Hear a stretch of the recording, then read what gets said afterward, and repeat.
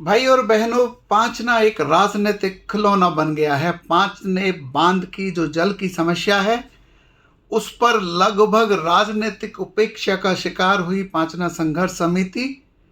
इतने आंदोलन के बावजूद भी मुख्यमंत्री, प्रभारी मंत्री, स्थानीय विधायक कोई सुने ही नहीं, तो ये बड़ी चिंता की बात है। जो एक जनमानस की समस्या थी उसको दो जातियों के बीच के संघर्ष में बदल दिया जाए, ये चिंता की बात है। जो भाई भाई के लिए रहते थे वो जान लें कि ये पांचना, 5 लोग इस पर हकदार माने जा रहे हैं। पहला, जिनकी भूमि गई उनको पानी मिलना ही चाहिए था, इस बात में कोई डाउट नहीं है।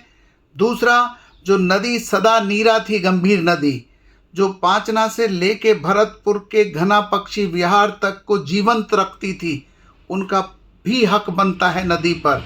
और तीसरा, कभी जिन दोषी अधिकारियों ने कमांड एरिया बनाया, किसी कारणवश बनाया, उनको भी हक जताने का प्रजातांत्रिक अधिकार है।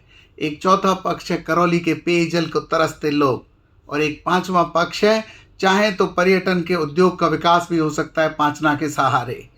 माही डैम तत्कालीन मुख्यमंत्री ने एक पर्यटन स्थल बना दिया बांसवाड़ा में।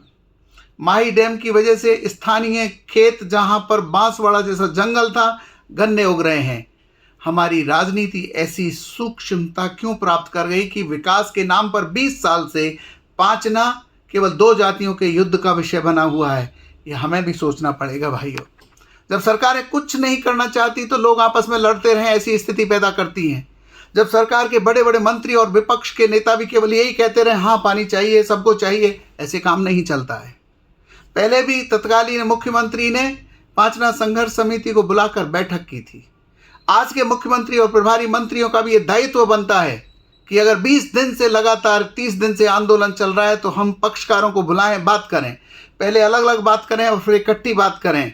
आप सच मानिए, अगर काम करना होगा तो आज की तारीख में जो मत्स्य प्रदेश के माननीय मुख्यमंत्री भजन लाल जी हैं, जिनको हम पत्र भी लिख रहे हैं, ये पूरे भरतपुर, करौली, धौलपुर की लाइफलाइन बन जाएगी गंभीर नदी। ये एक टूरिस्ट डेस्टिनेशन हो जाएगा, जिससे श्री महावीर जी, कैला देवी, मदन मोहन जी का पर्यटन भी बढ़ेगा। इससे पेयजल मिल जाएगा। लेकिन सिंचाई अधिकारी महोदय या बरसात के विशेषज्ञ महोदय, ये तो बताइए कि ये बाढ़ की रोकथाम के लिए बना हुआ पांचना डैम क्या इतना पानी समेट सकता है क्या कि जो 5 हकदारों को पानी मिले? एक भी विशेषज्ञ समिति अब तक नहीं बनी जिसने पक्षकारों को ये बताया हो कि इसकी पानी की क्षमता इतनी है, इतना इतना हम लोगों को दे सकते हैं। एक भी प्रयास नहीं हुआ है पिछले 20 साल के आंदोलन में कि बार बार पक्षकारों को बिठाया जाए, बात की जाए।